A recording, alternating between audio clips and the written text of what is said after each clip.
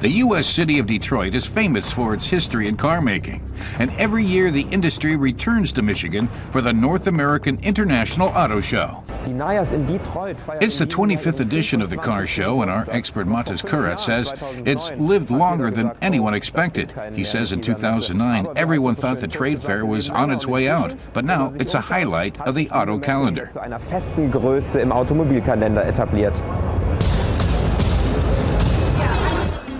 More than 5,000 journalists from 60 different countries have flocked to Detroit to get the scoop on the latest developments in the car industry. Some of the biggest car makers in the world are there too.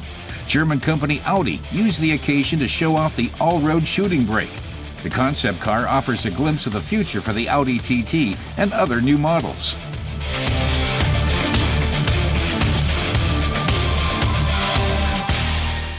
Ulrich Hackenberg from Audi says the all-road shooting brake is a cross between an SUV and Audi's Avant model. That means it's got plenty of storage room in the back, and it also has the characteristics that mark out the company's all-road vehicles. Das heißt, er hat die Allroad-Eigenschaften, die unsere Allroad-Fahrzeuge auszeichnen. Under the bodywork, the car has a plug-in hybrid system that produces 300 kilowatts of power with 2 electric motors and a 4-cylinder turbo gas engine. Matas has moved on to what he calls the strongest and sportiest derivative of the Mercedes SUVs. He says the GLA 45 AMG looks great, but the best-looking Mercedes model here is clever too. R&B star Kelly Rowland warms the crowd up for Mercedes to introduce the new C-Class. The car has 2 models, both producing less than 100 grams of CO2 per kilometer.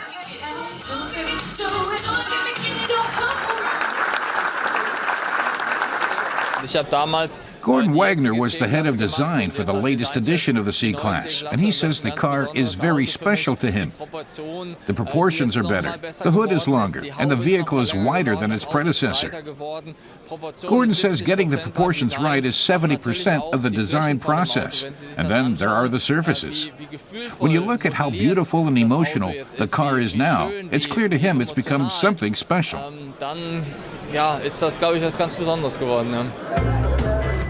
The car's 10 centimeters longer and 4 centimeters wider than the previous version. There's more space in the trunk, up to 480 liters, and passengers have more room too.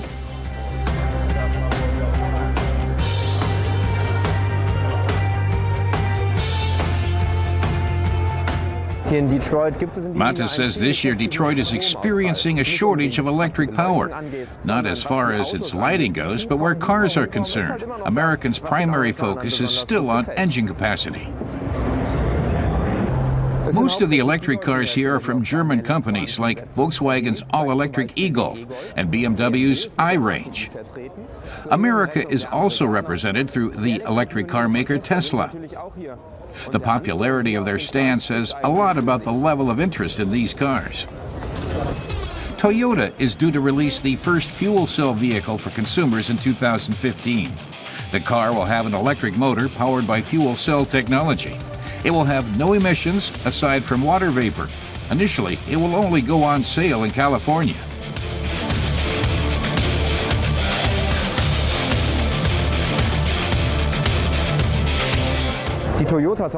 Matas says Japanese brand Lexus is best known in Europe for offering a hybrid model in all of its vehicle series. But the U.S. is an important market for the company, so they're releasing a sporty model that will take on the German competition. The car is the RCF. Lexus wants it to challenge the BMW M3 and the M4 Coupe. Both cars are on show for the first time here in Detroit. The US market continues to be an extremely important market for us. It's probably the market with the highest density of premium customers anywhere in the world. China last year did overtake the United States, but I think in terms of overall potential, the US still has a very, very high, strong future ahead of it as well. So we're very excited to be a manufacturer in this market, as well as having a great dealer body right across the country. A six-cylinder inline engine is at the heart of both cars, producing 317 kilowatts. It powers from 0 to 100 kilometers per hour in just 4.2 seconds, but on average it still uses 25% less fuel than the previous model. There are new developments too at Porsche. Mattes says the legendary Targa roll bar is something Targa fans have long had to do without. It's finally returned in the latest version of the 911, and it's more sophisticated than before. This is the first glimpse of the new 911 Targa, all in blue. It comes with intelligent four-wheel drive. The roof system is another special feature. It opens and closes electronically.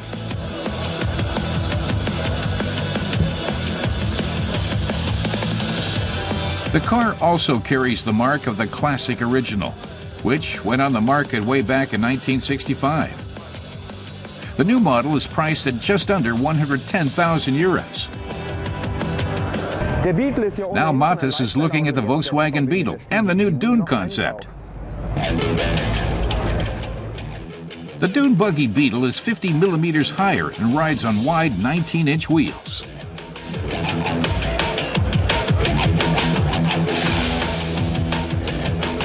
Volkswagen's Heinz-Jakob Neusser says the company looked at past models and saw that there'd already been a successful dune buggy.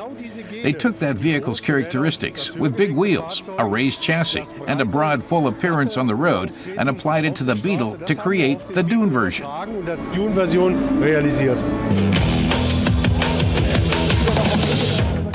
Based on the colorful concepts and many premieres in Detroit, 2014 should be an exciting year for the auto industry.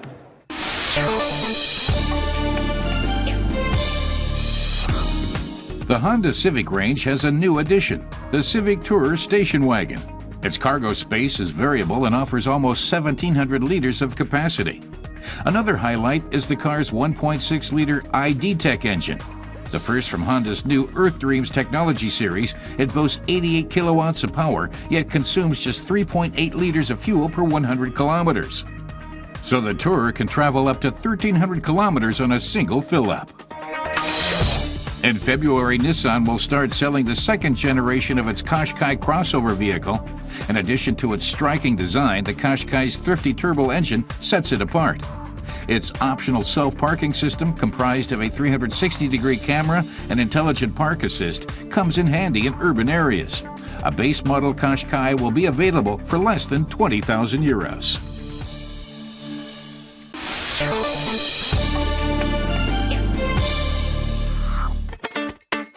Lights up for the biggest collection of Opels in the world. And what better home than at the Opel Classic Museum in Rüsselsheim, where the car maker is headquartered. Fans can admire everything from pre-war models to single edition concepts and cult classics from the 1950s, 60s, and 70s. They all bear the name of company founder Adam Opel. The collection comprises over 500 models, explains Opel's vintage division manager Wolfgang Schulz. Luckily, Opel bosses in previous generations would collect old editions too, to have on show when unveiling new models. They were then restored and kept in the family.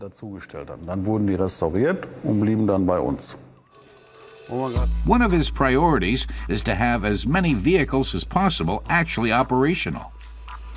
You have to know exactly which car has which quirks. A bit of pressure from behind on the tank so that the fuel progresses forward and the car's up and running.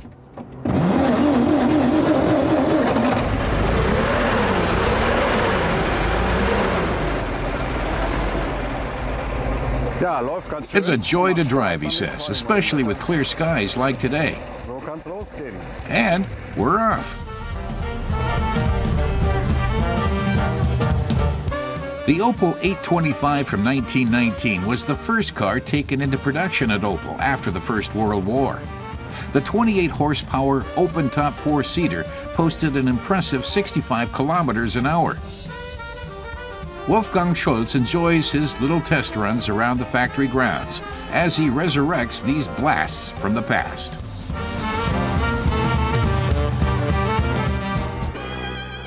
Adam Opel was originally a sewing machine maker and died before his company actually produced its first car. Under the management of his sons, the Opel brand became Germany's leading automaker.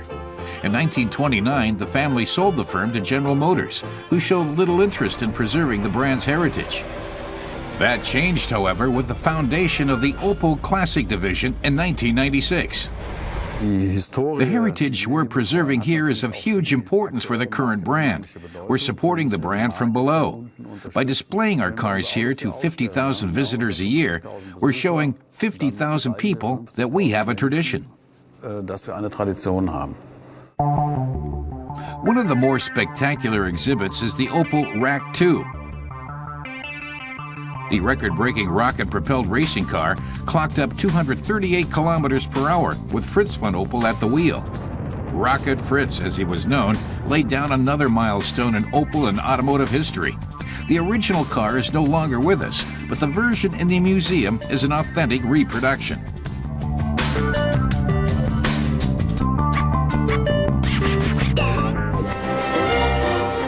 After the Second World War, Opel was one of the leading lights in West Germany's economic miracle. The Kadett was the first Opel model to sell 1 million units. This advert from back in the day explains why the Kadett became the VW Bug's biggest rival. Electronic controls, sunroof, radio, and much more besides.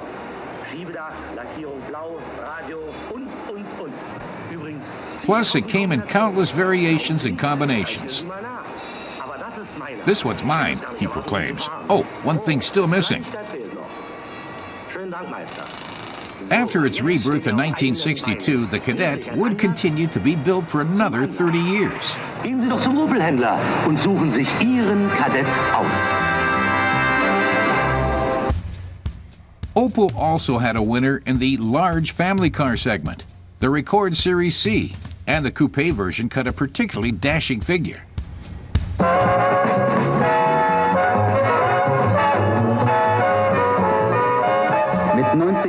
This ad boasts of its 90 horsepower, its dynamism, and agility.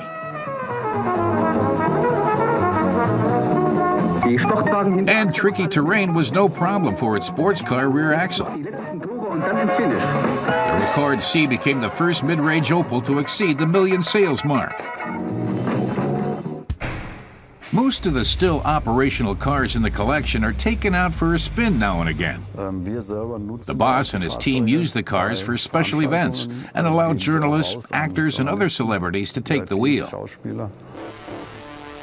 The vintage classics, old and new, are cared for by in-house mechanics. This Opel Rally Kadett is being geared up for an upcoming event. A relatively straightforward task for the experts here compared to the complete restoration jobs they sometimes face.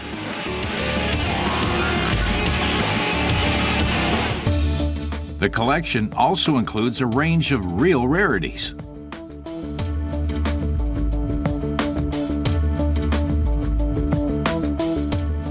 Sports car concepts, such as this orange Opel Geneva from 1975, and a Manta styling prototype from '72. It all started with a workshop with cars parked around it that needed working on, explains Wolfgang Schulz. It was only later that they had the idea of turning it into a museum. The public can visit the museum as part of the official factory tour.